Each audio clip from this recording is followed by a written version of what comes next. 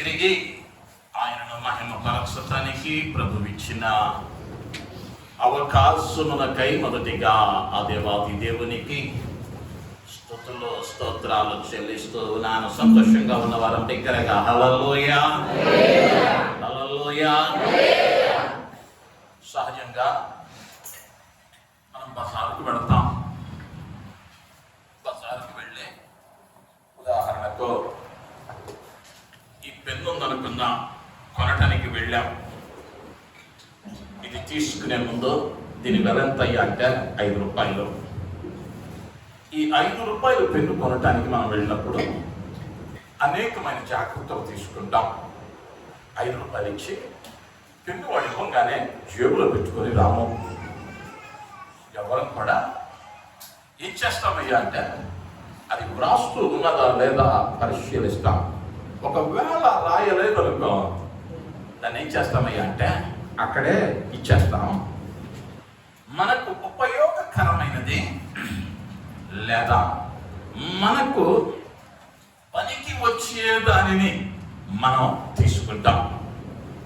మనకు ఉపయోగపడేదాన్ని మనం తెచ్చుకొని మనం ఏం చేస్తామయ్యా అంటే దానిని వాడుకుంటాం. ఇంతకు ముందు అక్కడ పని చేయని దానిని ఎందుకు తీసుకొనలేదయ్యా అంటే నువ్వు పెట్టినటువంటి ఆ పైకము వ్యర్థమైపోయిందని, లేకపోతే అది పనికి రానిదని దానిని విడిచిపెట్టా. పనికొచ్చే దానిని మాత్రమే. ఒక పెన్నే కాదు, మన వస్త్రాలు కొన్న దాన్ని ముందుగానే చూసుకుంటాం. ఎక్కడైనా చినుకులు ఉన్నాయా, ఎక్కడైనా ఫేడ్ అయి ఉందా, ఇది రంగు పోయిద్దా, ఎక్కువ కాలం మన్నిద్దా లేదా వాడిని అడిగి తెలుసుకుంటాం. ప్రతి దానిని కూడా ఆ వస్తువు అది ఏమి 100 ఏళ్ళు ఉండేది కాదు. మహా పెన్ను కొన్నావు, చక్కగా రాసేవాడైతే, చదువుకునే పిల్లవాడైతే 1 నెలలో అయిపోయింది. 1 నెలలో అయిపోయే పెన్నుకే అన్ని జాగ్రత్తలు. 1 సంవత్సరం వేసేటువంటి వస్త్రానికే అన్ని జాగ్రత్తలు. అయితే దేవుడు అన్నాడు, ఈ దేహము విడిచిన తరువాత ఈ ఆత్మ దానిని దయచేసిన దేవుని దగ్గరకు వెళ్ళాలి. ఇప్పుడు దీని కొరకు ఇది నిత్యము నిలిచి ఉండేది. ఇదేదో 70 ఏళ్ళలో 80 ఏళ్ళలో ఉండి మాయమైపోయేటువంటిది కాదు. దేవుడు నీలో పెట్టిన ఆత్మ, ఆ ఆత్మ దానిని దయచేసిన దేవుని దగ్గరకు వెళుతుంది. అది 20 యుగాలు నిలిచి ఉంటుంది. అంటే యుగాలు నిలిచి ఉండే దానిలో ఏ లక్షణాలు ఉండాలో, ఏమి ఉండాలో, ఏమి ఉండకూడదో మనం పరిశీలించుకోవలసిన వారమై ఉంటూ ఉన్నాం. అనేక పర్యాయాలు ఏమైపోతూ ఉన్నామయ్యా అంటే ఆత్మీయ జీవితానికి వచ్చేసరికి గతించిపోయేటువంటివి లేదా గతించు వాటి మీద ఆశ ఉన్నట్లుగా గతించని వాటికి, నిత్యము నిలిచి ఉండేటువంటి వాటి మీద ఆశ కొద్దిగా సన్నగిల్లిపోతూ ఉంది నేటి క్రైస్తవ్యంలో. ఇదేదో మిమ్మల్ని గురించి మాత్రమే చెబుతున్న మాటలు కావు ఇవి. సార్వత్రిక సంఘము అని పిలువబడుతున్న క్రైస్తవ సంఘం ఈరోజు ఏమైపోయిందయ్యా అంటే చల్లబడిపోయి లోకములోని కార్యాలు, లోక కార్యాలు సంఘములోనికి తెచ్చుకుని సంఘము సుప్తావస్థలో ఉండి ఉద్యమము లేక నానాటికి భక్తిలో వ్యర్థమైనవి, గతించిపోయేవి, ఆత్మాటాలకు చోటిచ్చి ఆత్మీయంగా పతనమైపోతున్న దినాలలో మనం ఉన్నాం. అయితే లేఖనం స్పష్టంగా చెప్పింది, ఏది నిలిచి ఉంటుంది, ఏది గతించిపోతుంది. ఏవేవి గతించిపోయేవిగా లేఖనం చెప్పిందయ్యా అంటే 1 యోహాను పత్రిక 2వ అధ్యాయం 17వ వచనములోని ముందు భాగం, లోకమును దాని ఆశయులు గతించిపోవచ్చున్నవి. దేవుని నామానికి మహిమ కలుగునుగాక. హల్లెలూయా హల్లెలూయా. లోకము దాని ఆశ ఏమవుతూ ఉన్నాయి అంటే గతించిపోతూ ఉన్నాయి.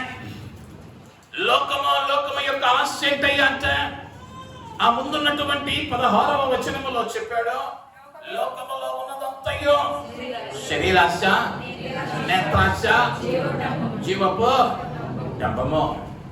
ఈ లోకంలో ఉన్నదేందయ్యా అంటే వాళ్ళకి అది ఉంది, నాకు కావాలి. నేత్రాశ, శరీరాశ, నేను ఇలా సుఖపడితే బాగుండు.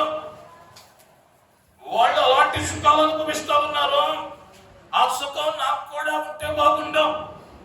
జీవపు డంబమా, నా అంత భక్తిపరుడు లేడు అని తమను తాము గొప్ప చేసుకుంటారు. వారే గొప్ప వాళ్ళు అనుకుంటారు. ఇక లోకంలో ఉన్నవాళ్ళంట ఎందుకు పనికిరాని వారు, ఏమీ తెలియని వారు అన్నట్లు. లేఖనం చెబుతూ ఉన్నది, లోకములోని ఆశలన్నీ కూడా గతించిపోతాయి. ఈరోజు నీ కన్ను ఏది ఆశపడుతూ ఉన్నదో అది ఒక దినాన గతించిపోయేదే, నిత్యము నీతో ఉండదు. శరీరం ఏ ఆశనైతే కలిగి ఉందో అది కొంత వయస్సు వరకే. ఆ వయస్సు దాటిన తరువాత ఆ ఆశ నీలో బొత్తిగా ఉండదు. నీ కన్నులు దేనినైతే ఆశపడుతూ ఉన్నాయో అది ఈ దినమున నీకు ఇష్టంగా అనిపించవచ్చు. కొంచెం వయస్సు పైమళ్ళిన తరువాత ఆ ఆశ ఏమైందయ్యా అంటే విరక్తి కింద మారింది, లేకపోతే దాని మీద నీకు ఇష్టము ఉండదు. అనేక పర్యాయాలు ఆత్మీయ జీవితంలోనే ఉంటూ ఉన్నా కానీ లోక ఆశలు ఏమవట్లేదయ్యా అంటే మనలో గతించిపోవటంలా, లోక ఆశలో గతించిపోవటంలా. మారు మనస్సు పొందావు, రక్షింపబడ్డావు అంటే పాత వాటిని పాతి పెట్టాలి. పాత వాటిని పాతి పెట్టి నూతనమైన వానివిగా తిరిగి లేపబడాలి. ఎప్పుడైతే ఆ అనుభవం గుండా వస్తావో నీకేమైతాయి అంటే వాటిని చూస్తే, ఆ ఆశను చూస్తేనే నీకేం రావాలయ్యా అంటే వెగటు రావాలి, అసహ్యము కలగాలి, రోత అనిపించాలి. కానీ ఈనాడు ఏం చేస్తా ఉన్నామయ్యా అంటే వాటినే రాసేసుకొని పూసేసుకొని తిరుగుతా ఉన్నాం. ఈ మధ్య ఒక చెల్లెమ్మ యొక్క స్టేటస్ చూసా, ఈసీఆర్ రోడ్లో వెళ్తా ఉంది. ఒక రిసార్ట్ చూసింది, అనేక రిసార్ట్స్ ఉన్నాయి అక్కడ. వాటిల్లో చూసి అరే మనకు కూడా అవకాశం ఉంటే ఒక రోజు వెళ్తే బాగుంటుంది, బాగా విలాసవంతంగా ఉన్నాయి అని ఆశపడింది. ఆశపడిన బిడ్డ 2 రోజులు అయ్యేసరికి వాళ్ళ టీంలో అనౌన్స్ చేశారు, ఆమె చూసిన రిసార్ట్లలో ఒక రిసార్ట్కి ఆ టీముని అవుటింగ్కి తీసుకెళ్తామన్నారు. నిన్నటి దినం అవుటింగ్కి తీసుకెళ్తామన్నారు. సహజంగా ఆశున్నోడైతే ఏం చేస్తాడయ్యా అంటే అరే నిన్నే ఆశపడ్డాడు, దేవుడు నా ఆశను తీర్చాడు, స్తోత్రం అని చెప్పి వెళ్ళిపోయేవాడు. కానీ ఆ సహోదరులందరూ ఆ టీం అవుటింగ్ ఆ రిసార్ట్లో ఎలా ఉంటుందో నాకు తెలుసు, కాబట్టి నాకు వెళ్ళాలని ఆశ ఉన్నా నేనేం చేయనయ్యా అంటే వెళ్ళను. నాకు వెళ్ళాలని ఆశ ఉంది, నిన్నే అనుకున్నా వెళ్తే బాగుంటుంది, చూస్తే బాగుంటుంది, అక్కడ కొంత సమయం గడిపితే బాగుంటుంది. కానీ ఎవరితో వెళ్ళకూడదయ్యా ఇప్పుడు నేనంటే నా టీమ్మేట్స్తో వెళ్ళకూడదు. నా దేవుడు వెళ్ళేటువంటి దినం ఒకటి ఇష్టం నాకు. కానీ ఇప్పుడు వారితో వెళ్ళాను అంటే ఆ పాపంలో ఆ చూడకూడనివి, ఆ వినకూడనివి నేను కూడా వినాలేమోనన్న భయంతో వెళ్ళను. ఇలా ఏం కావాలయ్యా అంటే ఒకవేళ ఇది బాగుంటుంది, ఇది మంచిది అనిపించవచ్చు, నీ తోటి వాడే వెళ్తా ఉండొచ్చు. నీలో ఏముండకూడదయ్యా అంటే నేత్రాశ, శరీరాశ, జీవపు డంబము ఉండకూడదు. ఇవి ఉంటే ఏమవుతూ ఉన్నావయ్యా అంటే గతించిపోతూ ఉన్నావు. నువ్వేమవుతూ ఉన్నావయ్యా అంటే గతించిపోతూ ఉన్నావు. అంతేకాదు 2వ అధ్యాయంలోనే 8వ వచనాన్ని చదివితే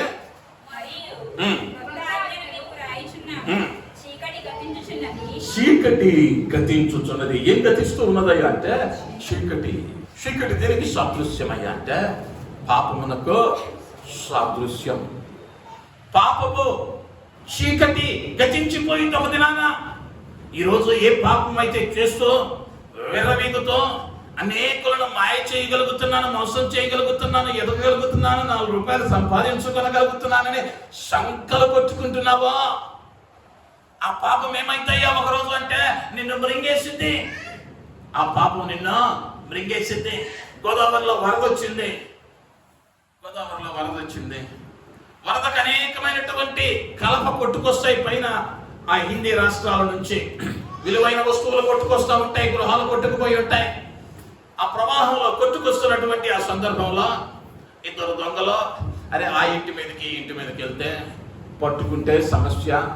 వరద వచ్చింది, గోదావరి నుంచున్నాం అనుకో, విలువైనది ఏదైనా వస్తే ఇదిగుంటా ఇల్లు తెచ్చుకుందాం అనుకున్నారు. 2 గజ ఈతగాళ్లే ఒడ్డు నుంచున్నారు. నల్లనిది ఇంతలాగా మూట తొర్లుకుంటా రావటం గమనించారు. అది మూటలా ఉన్నది. అరే ఏదో కంబళిలో ఏదో కట్టి పెట్టారో, కొట్టుకెళ్ళిపోతుంది, నేను వెళ్ళి తీసుకొస్తానని ఒకడు వెళ్ళాడు. ఆ మూట దాకా వెళ్ళాడు, దాన్ని పట్టుకున్నాడు. పట్టుకున్న తరువాత ఒడ్డునన్నోడు కేకేస్తున్నాడు, అరే త్వరగారా. వీడేమో రావటంలో మూటతో పాటు వెళ్తున్నాడు. ఈ ఒడ్డునోడు కేకేస్తున్నాడు, అరే తీసుకుని రాలేకపోతే దాన్ని వదిలిపెట్టేసి నువ్వు రా, దాన్ని నువ్వు తేలేకపోతే వదిలిపెట్టి రా అన్నాడు. వీడు అరుస్తా ఉన్నాడు, నేను కాదురా పట్టుకుందే, అదే నన్ను పట్టుకుందే. ఇంతకీ విషయం ఏంటయ్యా అంటే పైన అడవుల్లో నుంచి ఒక ఎలుగు బంటి కొట్టుకొస్తా ఉంది. వీడికి తెలియలా. వీడు అనుకున్నాడు ఇదో మూట అనుకున్నాడు. దగ్గరికి వెళ్ళి పట్టుకున్నాక అది పట్టుకుంది. ఇప్పుడు వీడు వదిలించుకుందాం అనుకున్నా, ఏం వదలట్లేదయ్యా అంటే ఈ ఎలుగు బంటి వదలట్లా. ఈనాడు అనేక మంది పరిస్థితి అదే. దూరం నుంచి ఆ పాపాన్ని చూసి ఇదేదో బాగుందే తెగ ఆనందపడుతున్నారే. అక్కడికి వెళ్తేనంట, ఇక్కడికి వెళ్తేనంట, అది చూస్తేనంట వాడెవడో చెప్పాడని, వాళ్ళెవరో అన్నారని ఏమవుతున్నామయ్యా అంటే దానికి ఆకర్షించబడి దాని దగ్గరికి వెళ్ళి ఏం చేస్తున్నామయ్యా అంటే దానిని పట్టుకుంటున్నాం. ఒక్కసారి నువ్వు దాన్ని పట్టుకుంటే అదేం చెయ్యదయ్యా అంటే నిన్ను విడిచిపెట్టదు. అది నిన్ను ఏలేదిగా మారింది. ఏం గతించిపోయిందయ్యా అంటే పాపము కూడా ఒక దినమున గతించిపోయేదిగా ఉంటున్నది. ఇంకా గమనిస్తే ప్రసంగి గ్రంథంలో అంటాడు 11వ అధ్యాయం 10వ వచనంలో,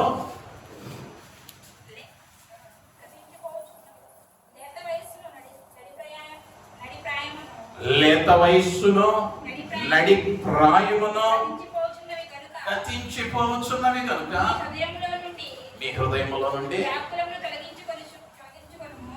వ్యాకులము తొలగించుకొనము. దేవుని నామానికి మహిమ కలుగును గాక. హల్లెలూయా. లేత వయస్సు నడి ప్రాయము ఏమవుతాయి అంటే గతించిపోతాయి.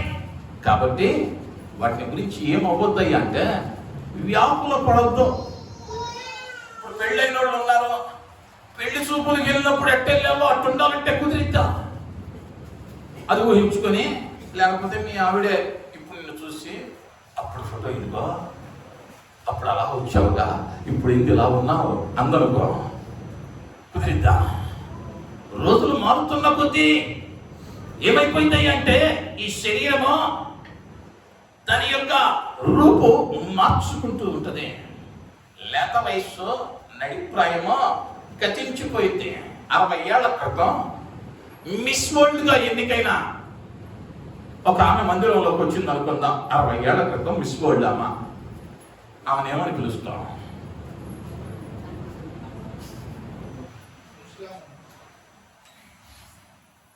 ఏమంటాం? అవ్వ, బామ్మ, నాయమ్మ, అమ్మ అంటాం. ఏమైపోయింది ఇప్పుడు? 60 ఏళ్ల క్రితం మిస్ వరల్డ్ అని అందరి చేత కొనియాడబడింది. కానీ ఇప్పుడు ఏమైంది? ఆ వయస్సు మీరేసరికి కనిపించినోడల్లా పిలిచేది అవ్వ, మా అమ్మ అని పిలుస్తాడు. లేదు నేను ఎప్పుడు అంతే ఉంటానంటే కుదరదు. లేత వయస్సు నడిప్రాయం గతించిపోతాయి. అంటే నువ్వు ఇప్పుడు చేసే సోకులు సింగారాలు తాత్కాలికమే. మనం చేసేటువంటి మేకప్లో, బ్యూటీ పార్లర్ ఖర్చులో దండగే 10 సంవత్సరాల తర్వాత అప్పుడైనా అసలైన రంగు బయటపడక మనతో ఎంతకాలమో కప్పుకోలేం. ఆ మధ్యలో ఒక వీడియో చూసా.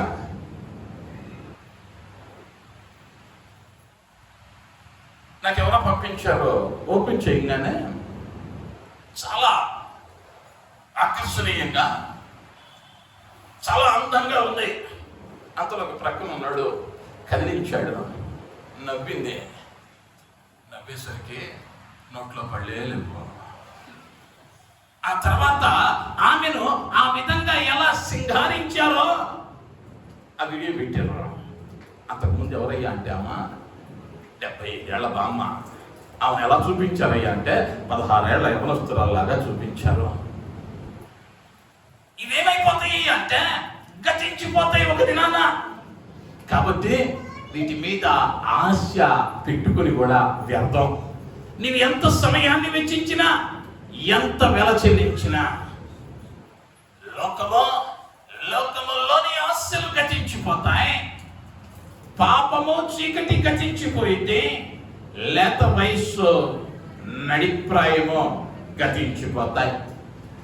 జెఫన్యా గ్రంథంలో ఒక చక్కని మాట అంటాడు. జెఫన్యా గ్రంథం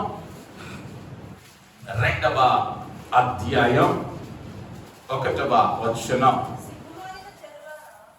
అందరం చదువుతాం ఒక్కసారి. నేనంటూలా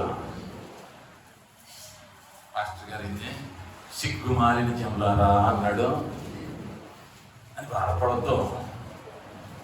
దేవుడైన యెహోవా జెఫన్యా చేత తన జనాంగాన్ని అన్న మాటది. ఏమంటా ఉన్నాడు? సిగ్గుమాలిన జనులారా. చదవండి. చూడండి, సమయము గతించుచున్నదే. సిగ్గులేని వాళ్ళవారా, ఎక్కడైనా తిరగండి. ఏమైపోతా ఉన్నది? సమయం గతించిపోతా ఉంది. గతించిపోయిన సమయాన్ని తిరిగి తెచ్చుకోవటం ఎవ్వరి తరం కాదు.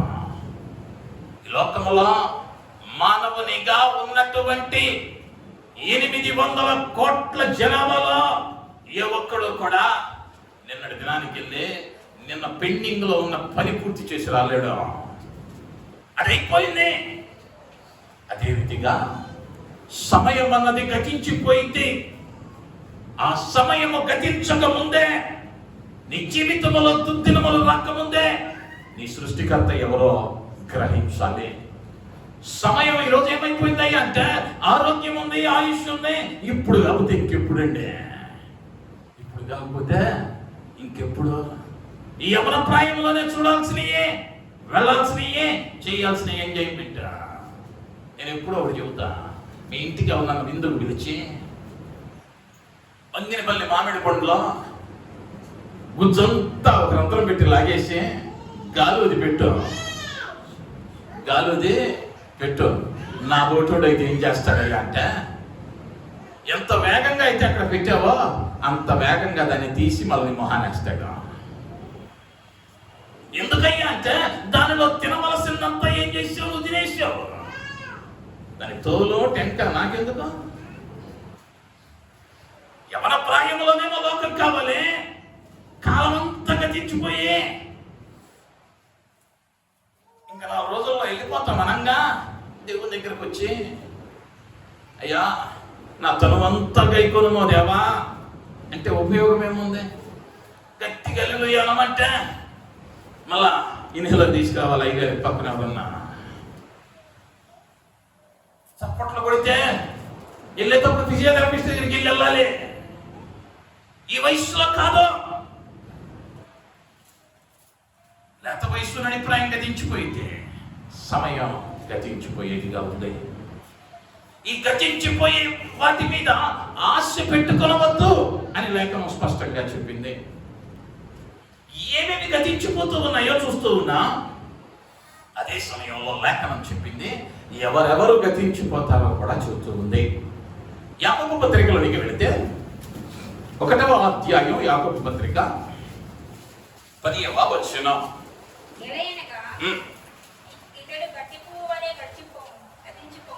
ఇతడు గడ్డి పువ్వు వలె గతించిపోవును. ఇతడు అని సంబోధించాడు. ఆ ముందున్న వచనాలను మనం చదువుతూ వెళ్ళినప్పుడు ఆ ఇతడు ఎవరో తెలిసింది. ధనము మీద ఆశ కలిగిన వారిని గురించి ప్రభు అన్నాడు. ధనము మీద ఆశ ఉన్నవాడు ఏమవుతూ ఉన్నాడయ్యా అంటే గతించిపోతూ ఉన్నాడు. ధనము లేకుండా ఎలాగండి బ్రతకటం అంటే? బ్రతకటానికి ధనం అవసరమే, కానీ ధనమే బ్రతుకైపోకూడదు. దేవుని కన్నా ఎక్కువ ధనం ప్రాముఖ్యత ఇవ్వకూడదు. ఈనాడు క్రైస్తవ్యంలో ఏమైపోయిందయ్యా అంటే ధనమే ఆశీర్వాదం అనుకుంటున్నాం. ఆశీర్వాదం ఇచ్చే దేవునికి దూరం అయిపోతా ఉన్నాం. ధనము మీద ఎవరైతే ఆశ కలిగి ఉన్నాడో వాడిని దేంతో పోల్చాడయ్యా అంటే గడ్డి పువ్వుతో పోల్చాడు. గడ్డి పువ్వులను చూసిన వాళ్ళకు తెలుసు అది పట్టుమని 10 రోజులు ఉండదు. ఉదయాన్నే పూసినటువంటి ఆ అందం సాయంత్రానికి కనుమరుగైంది. కొన్ని ఎండిపోతాయి, కొన్ని రాలిపోతాయి, కొన్ని గాలికి ఎటో వెళ్ళిపోతాయి. అటువంటి గడ్డి పువ్వుతో పోల్చాడు. నీ ఆశ దేని మీద ఉండకూడదయ్యా అంటే ధనము మీద ఆశ ఉండకూడదు. ఒకవేళ ధనాశ కలిగి ఉంటే దేవుడు అన్నాడు గతించిపోతూ ఉన్నావు. ఇతడు గడ్డి పువ్వు వలె గతించిపోవును. నా ప్రభువు ఒక మాట చెప్పాడు అంటే దాన్ని మార్చగలిగిన వాడు ఎవడునో ఈ లోకంలో లేడు. ధనము మీద ఆశ ఉంటే గతించిపోతావు అన్నాడు అంటే ఇక అంతే. ఇక ఆ చట్టాన్ని మార్చడానికి ఎవడునో లేడు. అంటే మరి ధనము అవసరం కదండి. వాస్తవమే అవసరమే. నీ అవసరానికి తగినదిగా ఉండాలి, కానీ దేవుని కన్నా అధికంగా అది మారకూడదు. ఈనాడు క్రైస్తవ్యంలో 100 రూపాయలు ఇస్తామంటే మందిరాన్ని ఎగ్గొట్టే వాళ్ళు కూడా ఉన్నారు. మీకు తెలుసో లేదో? ఈ మధ్యకాలంలో మరియమ్మ గారిని ఒక ఆమె యూట్యూబ్లో చాలా ట్రెండ్ అయింది. ముసలమ్మ 80 ఏళ్ళు ఉంటాయి, క్రైస్తవురాలు. వృద్ధాప్యంలో కూడా దేవునికి నమ్మకంగా జీవిస్తూ ఉంది. విధవరాలు, బిడ్డలు లేరు, ఒక్కతే మహిళ, ఒంటరి మహిళ. ఆమెను ఒక టీవీ ఒక సువార్తికుడు ఇంటర్వ్యూ చేశాడు. చేస్తూ గత మాసంలో అమ్మా రేపు ఆదివారం 1వ తారీఖు రేపు పొద్దున పెన్షన్ ఇస్తారు. ఇప్పుడు ఆంధ్రాలో 4,000 రూపాయలు పెన్షన్ ఇస్తున్నారమ్మా. ఉదయాన్నే 8 వెళ్తే 4,000 ఇస్తారు కదా. మరి మీ మందిరం కూడా 8 కదా. రేపు ఎటు వెళ్తున్నావమ్మా అన్నాడు. రేపు ఎటు వెళ్తున్నావమ్మా అన్నాడు. ఆమె నిర్మమాటంగా చెప్పింది, మందిరానికి వెళ్తానయ్యా అంది. అమ్మ తెచ్చి పెట్టడానికి భర్త లేడు, చూసుకోవటానికి పిల్లలు లేరు, ఆ 4,000 కదా నీకు ఆధారం. మరి ఆ టయానికి వెళ్ళకపోతే ప్రభుత్వం వారు ఇవ్వరు కదా. మరి 4,000 నీ జీవితం అంతా వాటి మీద ఆధారపడి ఉంది కదా. ఈ నెలంతా తినాలి కదమ్మా. ఎలాగమ్మా? ఎల్లొచ్చి మందిరానికి వెళ్ళొచ్చుగా ఆఖర్లా అన్నాడు. అయ్యా నువ్వు చెప్పిన ఆలోచన బాగానే ఉంది, నీ మాటిని వెళ్తా, వెళ్ళి వాళ్ళు ఇచ్చిన 4,000 తీసుకుంటా, ఆ మెట్లు దిగుతా, పుట్టుక్కుమన్నాను అనుకో, ఆ మెట్లు దిగుతా పుట్టుక్కుమన్నాను అనుకో, ఈ 80 ఏళ్ళు కాచుకున్నటువంటి విశ్వాసం తేలిపోయిందయ్యా. ప్రభువుకు దూరమైన దానినై ప్రభువుకు దూరమైన దానిని నింద అనుభవించాలి. 80 ఏళ్ళు పోషించాడుగా, ఇక బతుకున్న దినాలు పోషించడా, ఈ 4,000 కావాలా నాకు, ఆయన ఎలాగైనా పోషిస్తాడయ్యా నన్నందే. హల్లెలూయా. 80 ఏళ్ల ముసలాముకున్న జ్ఞానం ఈరోజు ఎవరికి లేదు. యవనస్తులమైనటువంటి మనకు కరువైపోతూ ఉంది. దీని మీద అయ్యా ధ్యాస అంటే వాక్యానుసారము కాకపోయినా, వాక్యానికి వ్యతిరేకమైన ధనము మీద ఆశ కలిగి భ్రష్టులైపోతూ ఉన్నారు, భ్రష్టత్వములకు జారిపోతూ ఉన్నారు. దేవుడే చెప్పాడు, ఇది ఎవరో చెప్పిన మాట కాదు. ధనము మీద ఆశ ఉంటే వాడు గడ్డి పువ్వులాగా గతించిపోతాడు. నీకు అవసరమైనంత మటుకు సంపాదించుకున్నటలో తప్పు లేదు, కానీ ఆ ధనము ఏం కాకూడదు అంటే దేవునికి నీకు అడ్డు కాకూడదు. దేవునిని నీ నుంచి దూరం చేసే ఆయుధంగా మారకూడదు.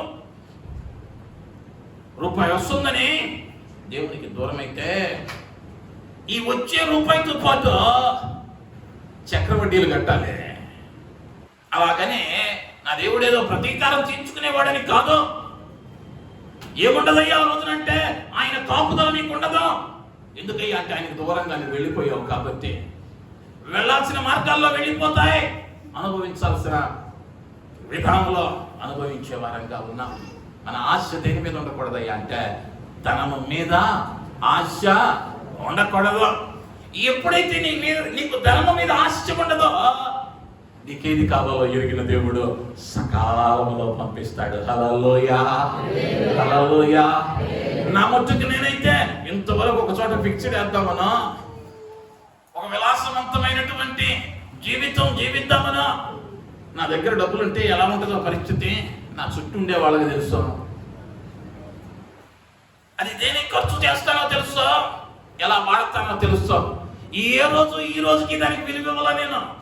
కానీ ఈ రోజుకి నా ప్రతి అవసరము తీర్చబడినదిగానే ఉంది. హల్లెలూయా, హల్లెలూయా. ఎక్కడ సిగ్గుపడలా. ఎందుకయ్యా అంటే దాని మీద ఆశపడ్డామనుకో మనల్ని పరిగెత్తించిద్దది. దానిని విడిచిపెట్టావా, దానిని కలుగ చేసిన దేవుడే దానిని నీ దగ్గరకు పంపగలిగిన దేవుడు అయి ఉంటూ ఉన్నాడు. హల్లెలూయా. మొదటిగా ఏముండకూడదయ్యా అంటే ధనము మీద ఆశ ఉండకూడదు.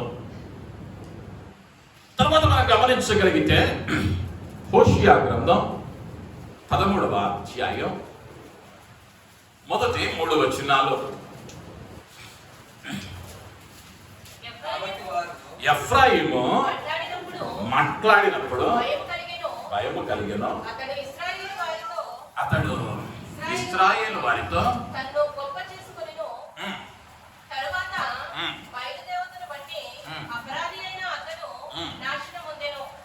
నాశనముందెను.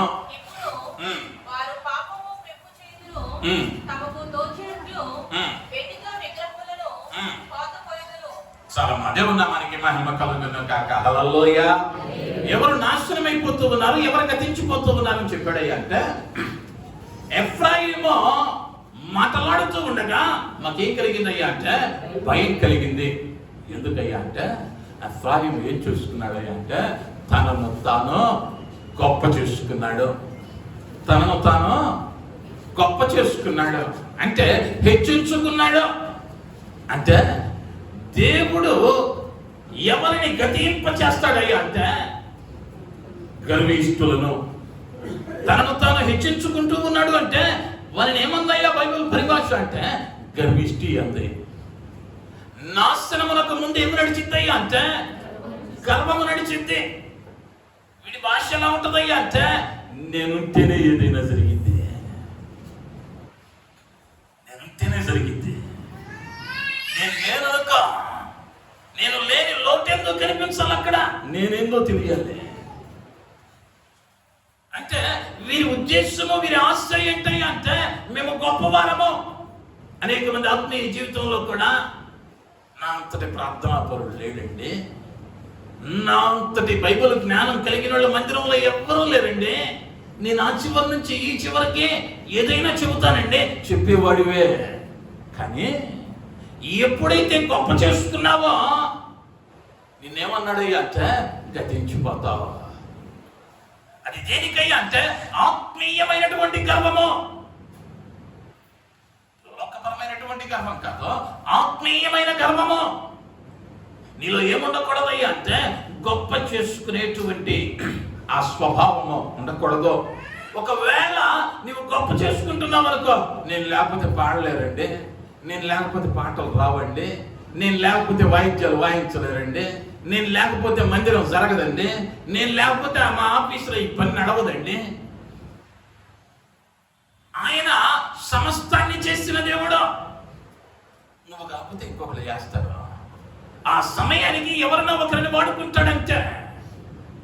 నెబుకద్నెజరు అనబడిన మహారాజును, మహాబబలోను అనబడిన పట్టణాన్ని కట్టాడు.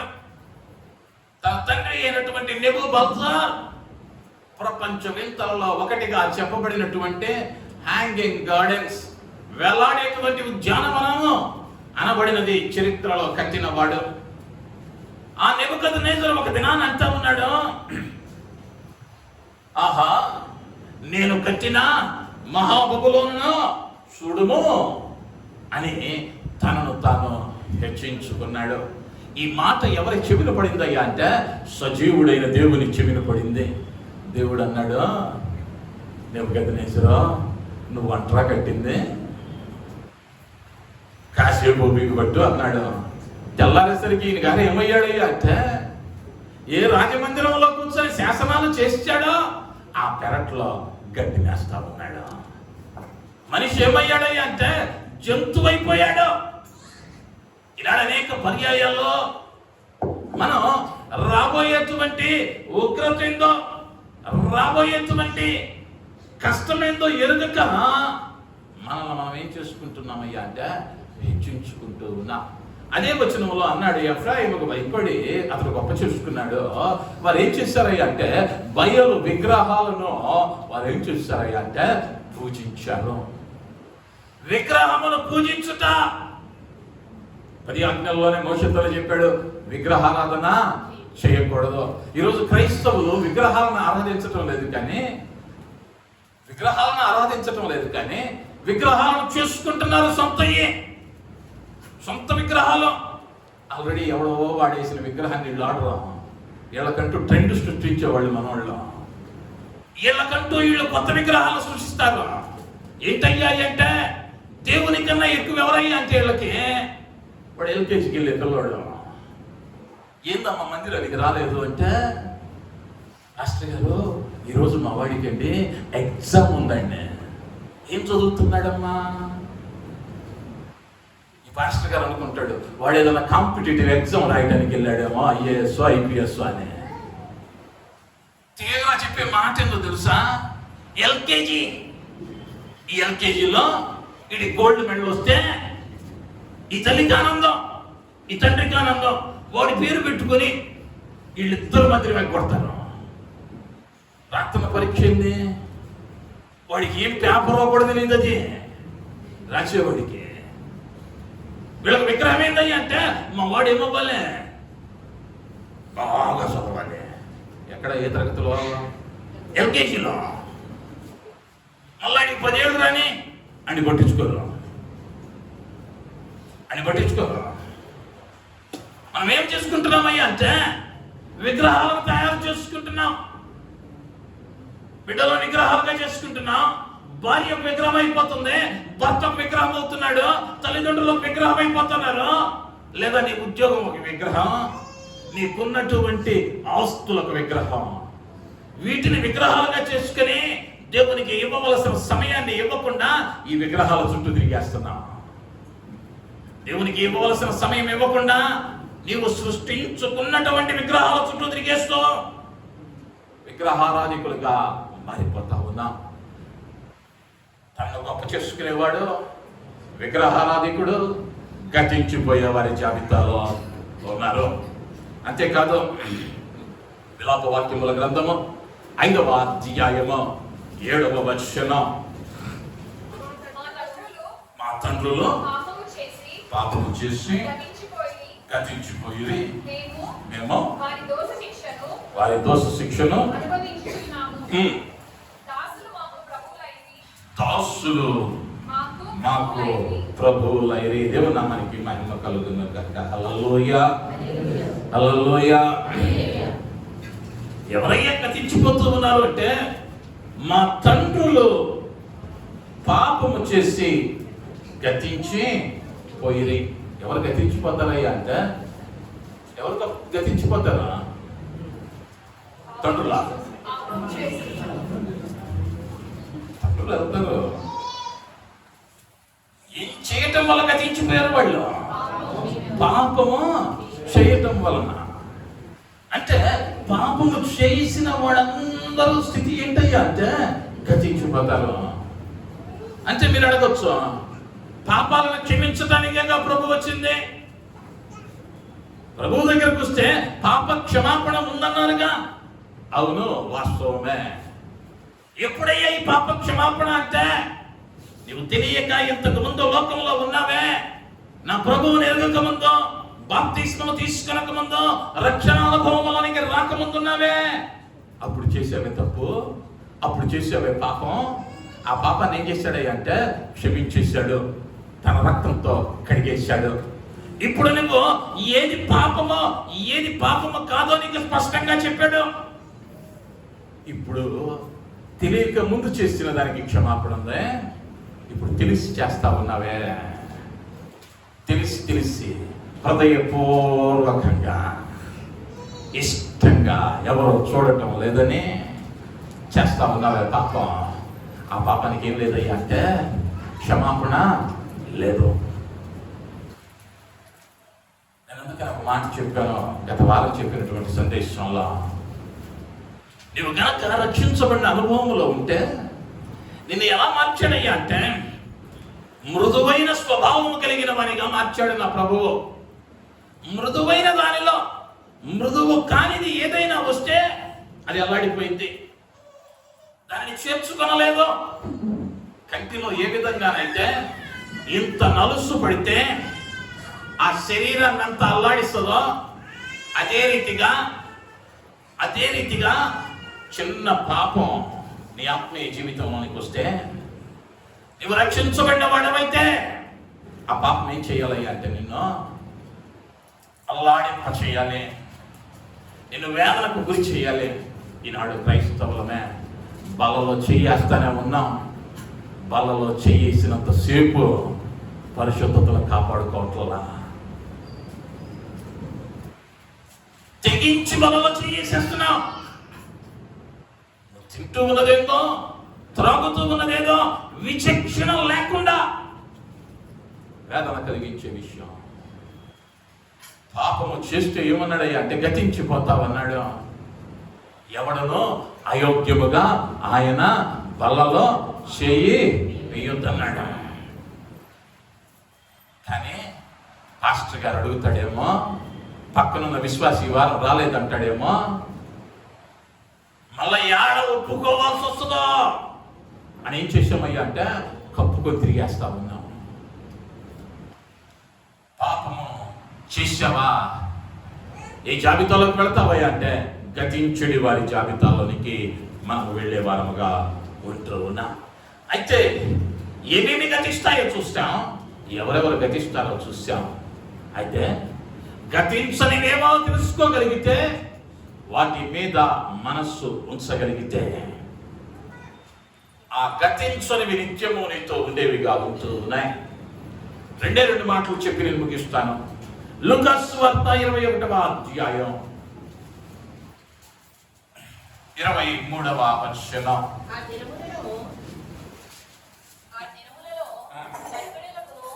21:30 కూడా.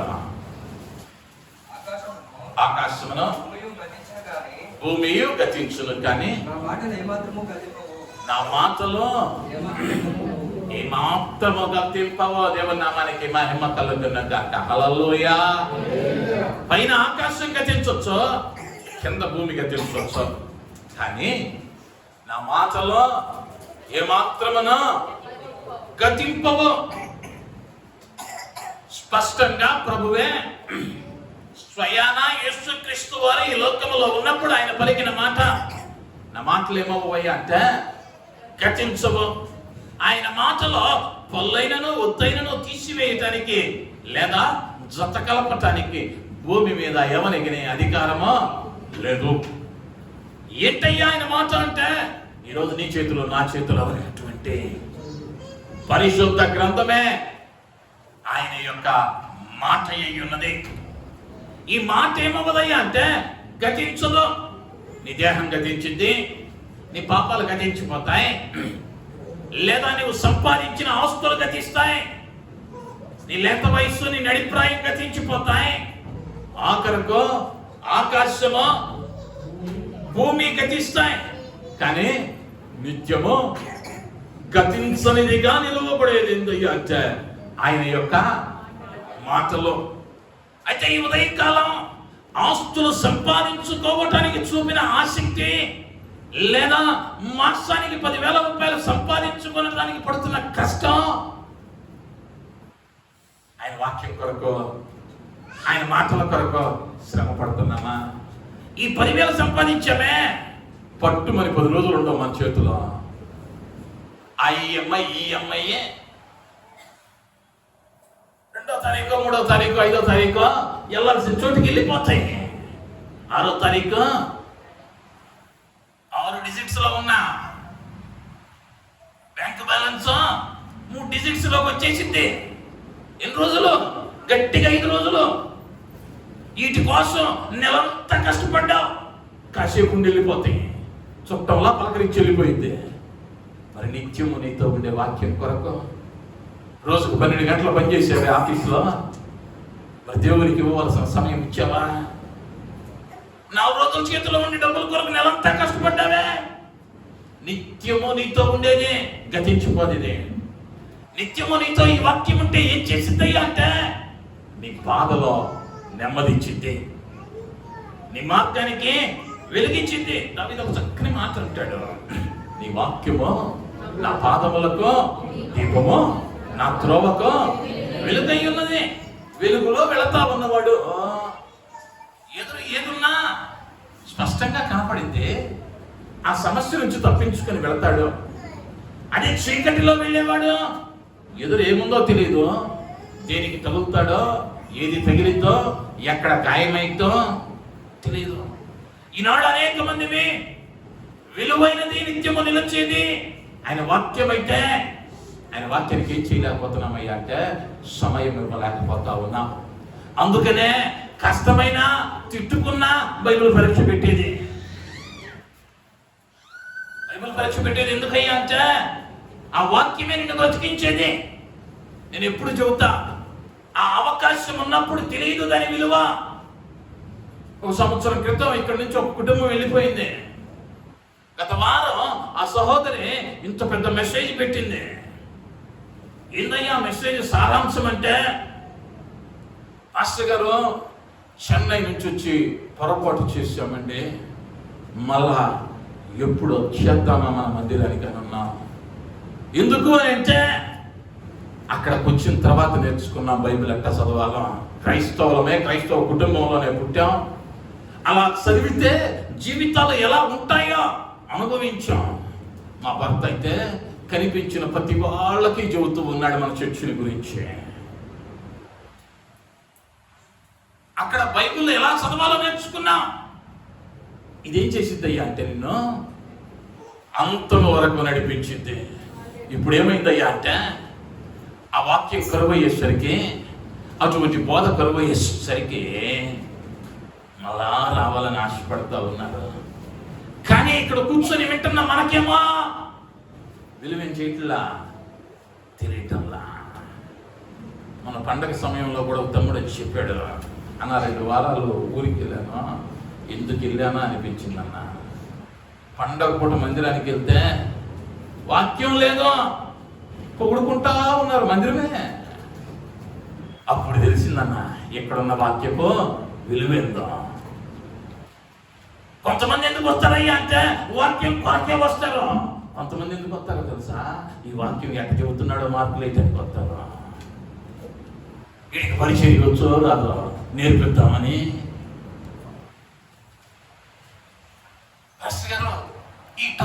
ఇదండి కొంచెం తగ్గిస్తే బాగుంటుందండి. ఇదండి ఎక్కువగా మాట్లాడారేమోనండి.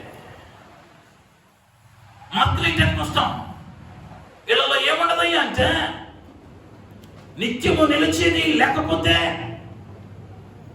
ఈ జీవితాలు ఏమవుతాయి అంటే నాశనం వైపునకు నడిపిస్తాయి. అందుకనే బ్రతిమలాడేది ఆ వాక్యం చదివితే, ఆ వాక్యం మీద ఆధారపడితే నీ జీవితం మరి యొక్క ఆశీర్వాదపు మెట్టులోనికి వెళ్ళింది, దానిలో సందేహం లేదు.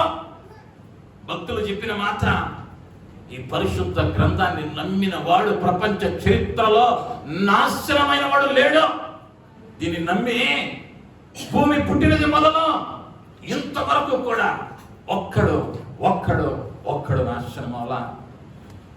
ఇంకా ఇబ్బంది అనుభవిస్తున్నామంటే, ఇంకా వేదన అనుభవిస్తున్నామంటే కారణం ఏంటయ్యా అంటే బైబిల్ని సంకన పెట్టుకోవడం తెలిసింది, కానీ బైబిల్ని ఎక్కడ పెట్టుకోవాలా?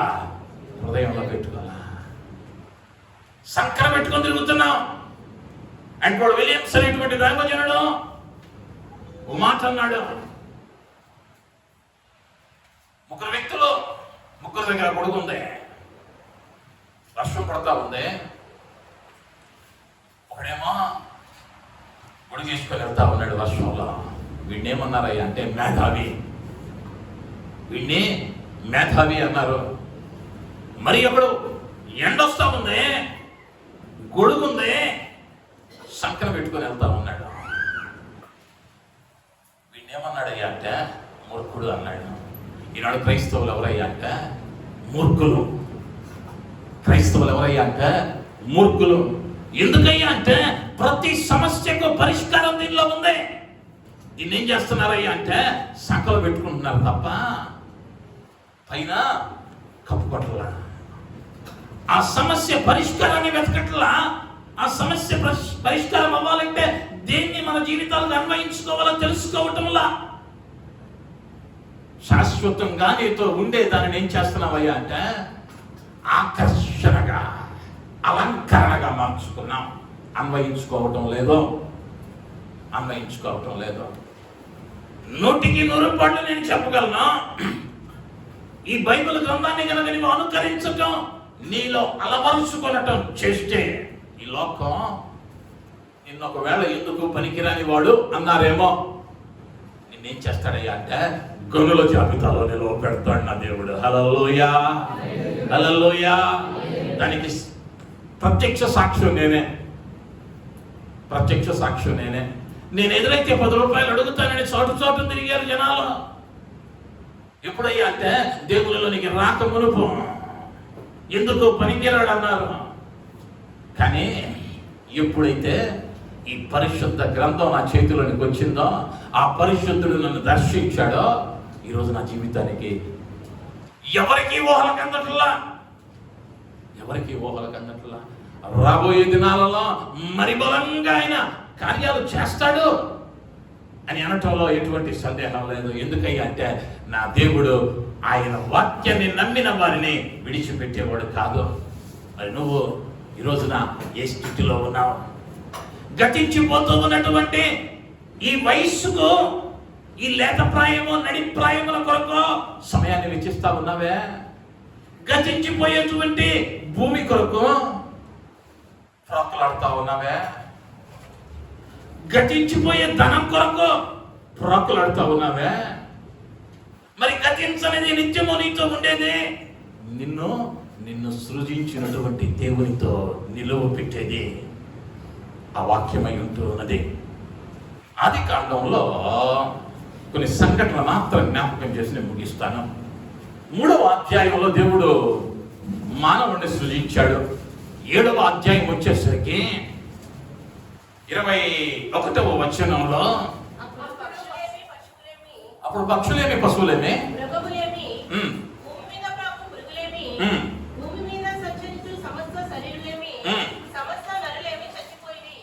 సమస్త నరులేమి చచ్చిపోయేది. ఆయనే కలుగు చేశాడు, ఆయనే పుట్టించాడు. పురుగులను కూడా వదల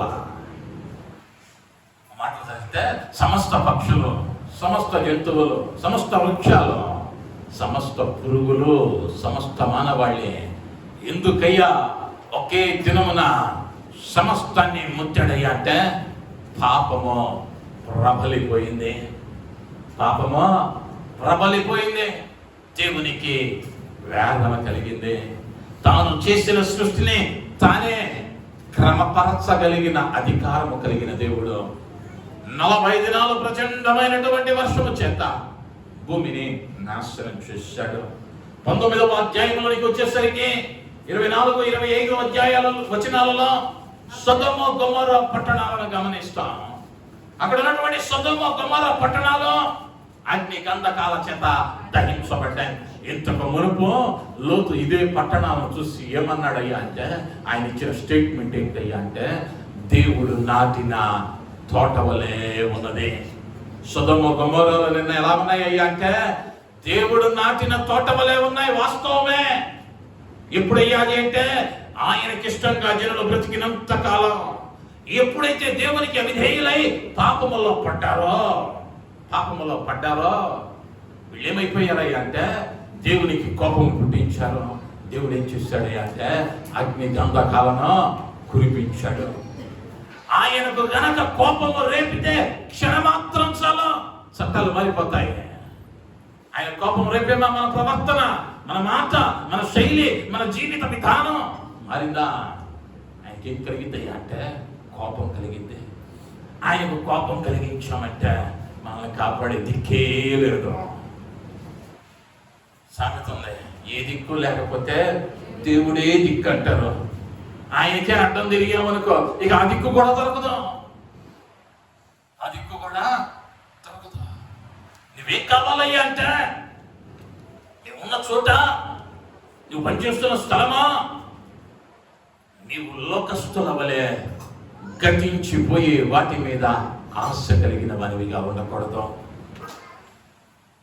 దీని మీద ఆశ కలిగి ఉండాలయ్యా అంటే దేవుని మీద, ఆయన మాటల మీద ఆశ కలిగిన వారంగా ఉండగలిగితే, ఆ మాట ఏం చేసిందయ్యా అంటే బాధలలో నెమ్మదించింది, బలహీనతలో బలపరిచింది, కృంగిపోయిన వేళ లేవనెత్తింది, వేదనకరమైన సమయంలో ఆదరణనిచ్చింది, చక్కని నిద్రనిచ్చింది, చక్కని నెమ్మదిచ్చింది, చక్కని సంతోషం ఇస్తుంది. నువ్వు వెలపెట్టి కొనలేని ప్రతిదీ కూడా ఏమిచ్చిందయ్యా అంటే ఉచితంగా నీకు ఇచ్చింది. ఉచితంగా ఇచ్చింది. మనకి ఉచితాలు అంటే ఇష్టమే, కానీ దేవుడిచ్చే ఉచితాలు అనేసరికి వెనక ముందు కండిషన్లు ఉంటాయని, ఈ కండిషన్లు ఏం చేస్తామయ్యా అంటే మనకు అనుకూలంగా మలుచుకుంటాం. నువ్వు మార్చుకోవటానికో మలుచుకోవటానికో ఆయన అధికారం ఇవ్వాలా. ఒక పని చేయమన్నాడు అంటే దానికి నిర్దిష్టమైన విధానం ఆయన తెలియచేయటమైంది. మరి ఈ దినములు ప్రశ్నించుకుందాం, నీవు గతించిపోతూ ఉన్న వాటి మీద నీ ఆశ ఉందా? గతించని దాని మీద ఆశ ఉందా? ఒకవేళ ఇన్నేంట్లో గతించిపోయే దాని మీద ఆశ ఉందేమో, ఆ ఆశను విడిచిపెడదాం. గతించిపోనటువంటి ఆయన వాక్యము మీద ఆశ కలిగి ఉందాం. అది రాబోయే తరాలకు కూడా అందాలి అంటే మన ముందు వెళ్ళిన పరిస్థితుల్లో ప్రాణ త్యాగాలు బట్టే మనం ఈరోజు వాక్యాన్ని వినగలుగుతూ ఉన్నాం. ఆ మిషనరీలో మనకెందుకులే అనుకుని కూర్చున్నట్లయితే ఈరోజు సువార్త మనకు కరువైపోయేది. ఆ దైవజనంలో మనకెందుకులే ఉద్యోగాలు చేసుకుందాం, 4 రూపాయలు సంపాదించుకుందాం అని అనుకున్నట్లయితే మనం ఏమయ్యేవాళ్ళం? అంధత్వములో, పాపములో, శాపములో మ్రగ్గిపోయేవాళ్ళం. కుటుంబాలను వదిలిపెట్టి ప్రాణాలను త్యాగం చేసి అనేకమైన శ్రమలను ఓర్చి వారి వాక్యాన్ని మన దాకా తీసుకొని వచ్చారు. మరి మనం రాబోయే తరాలకు ఆశీర్వాదకరంగా మారాలి అంటే మనలో ఏముండాలి అంటే వాక్యము ఉండాలి. ఆ మిలాప్ వాక్యాలలో చక్కని మాట చదివాం. మా తండ్రుల పాపము చేసి గతించిపోయి మేము వారి దోషములను అనుభవించుచున్నాము. మా తండ్రుల పాపం చేసి గతించిపోయారు, కానీ ఆ దోషాలు ఏమవ్వలేదయ్యా అంటే మా మీద పడ్డాయి. వారు చేసిన తప్పు, వారు చేసిన పాపం మేము అనుభవిస్తూ ఉన్నాం. ఆ బంధకాల నుండి నువ్వు బయటకు రావాలి అంటే ఆ వాక్యం ఏం కావాలి అంటే నీలోనికి రావాలి. ఆ వాక్యానికి ప్రాముఖ్యత ఇవ్వాలి. జీవితంలో ప్రథమ స్థానం ఆయనకి ఇవ్వగలిగిన దినాన ఆయన తన బిడ్డగా నిన్ను అంగీకరించి నీ ప్రతి అవసరాన్ని తీర్చే దేవునిగా ఉంటూ ఉన్నాడు. తలలు ఉంచుదాం, కళ్ళు మూసుకుందాం. ఒక్క నిమిషం మనం ఆత్మ పరిశీలన చేసుకుందాం. మనం గతించిపోయేటువంటి వాటి మీద లేదా గతించిపోయే వారి జాబితాలో మనం ఉన్నామేమో ఒక్కసారి మనకు తెచ్చుకుందాం. గతించినటువంటి వాక్యం మనలో ఉన్నదో లేదో పరిశీలించుకుందాం. అటు జ్ఞానము ప్రభువిచ్చులాగా ఆయన వైపు చూస్తూ చిన్న ప్రార్థన. కృప కలిగిన మా యేసయ్య, దయగలిగిన మా తండ్రి, నీ బంగారు పాదాలకు వందనాలు, స్తుతులు, స్తోత్రాలు. ఉదయకాలం అందు లేఖనాల ద్వారా ఏవి గతిస్తూ ఉన్నాయో, ఎవరు గతిస్తూ ఉన్నారో, ఏది గతించనిదిగా ఉన్నదో మాతో స్పష్టంగా మాట్లాడాం. ఈ మాటలను బట్టి వందనాలు అయ్యా. బిడ్డలు ప్రతి ఒక్కరు గతించనిది నిత్యము నిలచి ఉండేదైనటువంటి అయ్యా నీ వాక్యము మీద ఆశ కలిగిన వారిగా తమ జీవితాలను కట్టుకునేటువంటి జ్ఞానం ఇవ్వమని, నీ కృపలో కాచి కాపాడమని, ఆశీర్వదించి పంపమని యేసు నామములో అడుగుతున్నాము తండ్రి. ఆమేన్, ఆమేన్. దేవుని నామానికి మహిమ కలుగును గాక. హల్లెలూయా.